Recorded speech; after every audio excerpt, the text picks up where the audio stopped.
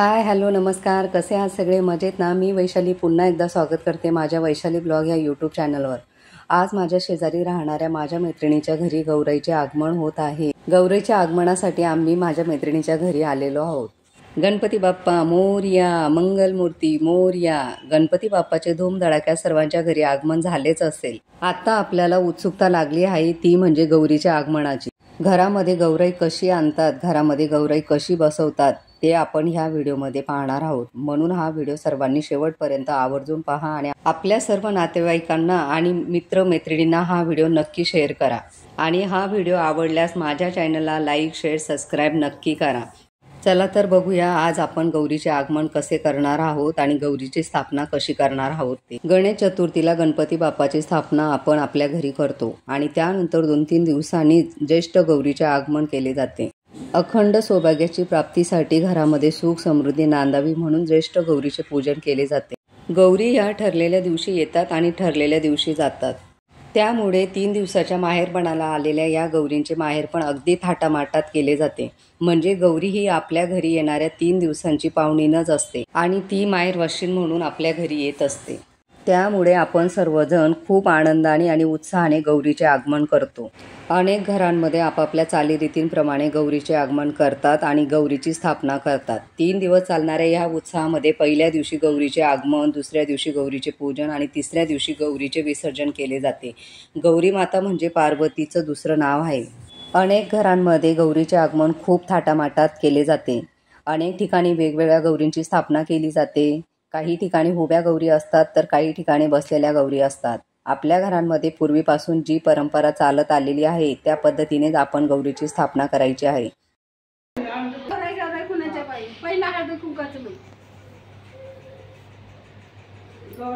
कशाच्या पायी? हळदी कुंकाच्या म्हणते। गौराई कशाच्या पायी? गौराई कशाच्या पायी? गौराई कशाच्या पायी? गौराई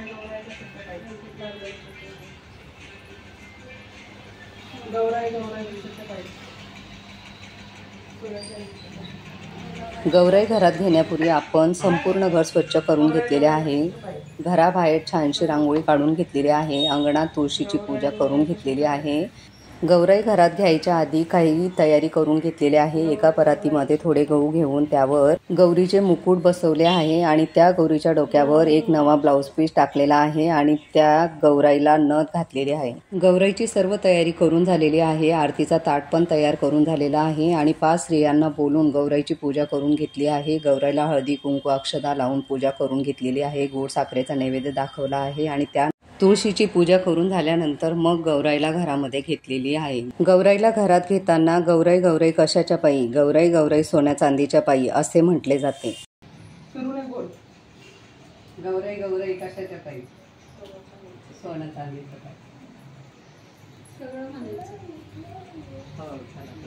तुळशीपासून आपण जिथे गौराईची स्थापना करणार आहोत, जिथे आपण गौराई बसवणार आहोत तिथपर्यंत गौराईचे पाऊल आपण काढून घेतलेले आहे। त्यावर हळदी कुंकू वाहून घेतलेले आहे। असं म्हणतात की गौराई जेव्हा आपल्या घरी येते तेव्हा सुख समृद्धी आनंद घेऊन येतात। म्हणून गौराई घरभर फिरवताना आपल्या मनातील सर्व इच्छा बोलायच्या असतात। आता आपण गौराईला घरभर फिरवून घेतलेले आहे आणि गौराईला घरभर फिरवल्यानंतर आता आपण गौराईला छान अशी साडी नेसून तयारी करणार आहोत। सगळी ज्वेलरी शृंगार करणार आहोत। सगळी गौराईची तयारी झाल्यानंतर मग गौराईची आपण स्थापना करणार आहोत।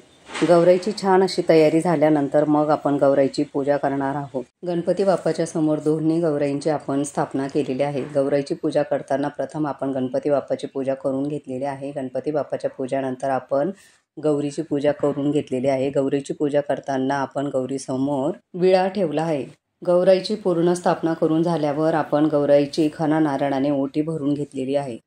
गौराईची ओटी भरताना आपण एक ब्लाउज पीस, नारळ, खारीक, खोबरं, लेकुरवाळं, हळकुंड, सुपारी ठेवली आहे। त्यानंतर आपण गौराईला हळद कुंकू अक्षता वाहून गौराईची ओटी भरून घेतलेली आहे। पहिल्या दिवशी आपण गौराईच्या समोर खणा नारळाने ओटी भरून घेतली आहे। ती ओटी 3 दिवस गौराईच्या समोरच असते। गौराईची पूजा झाल्यानंतर आपण गौराईला पुरणपोळीचे नैवेद्य दाखवतो। गौराईला गोड नैवेद्य अर्पण केल्यानंतर गौराईची आरती करून घेतली आहे। गौरीपूजन हा सण भाद्रपद महिन्यात अनुराधा नक्षत्रावर महालक्ष्मीला आवाहन करून सुरू होतो। आणि ज्येष्ठ नक्षत्रावर या देवीची पूजा करतात। या सणाला विविध भागात 2 गौरी पूजन केले जाते, ज्यांना ज्येष्ठ गौरी आणि कनिष्ठ गौरी मानले जाते। या सणाला गौरी गणपती असे म्हणतात। हा सण महाराष्ट्रभर साजरा केला जातो। या सणाच्या दिवशी माहेरवाशिणीच्या रूपात आपल्या घरी आलेल्या गौरीचे मनोभावाने स्वागत केले जाते। गौराईची मनोभावाने पूजा केली जाते। गौराईची मनोभावाने स्थापना केली जाते। गौराई म्हणजे माता पार्वतीचे प्रतीक आहे। माता पार्वतीचा हा सण प्रामुख्याने महिलांचा सण मानला जातो। गौराईची पूजा करून झाल्यानंतर माझ्या मैत्रिणीने आलेल्या सर्व स्त्रियांना हळदी कुंकू लावून पूजा केलेली आहे आणि सर्वांना महाप्रसादही दिलेला आहे। आता आम्ही जोडीने पूजा करून घेत आहोत। पूजा करून झाल्यानंतर देवीला आम्ही प्रार्थना केली आहे की सर्वांना सुखी समाधानी आनंदाने राहू द्या।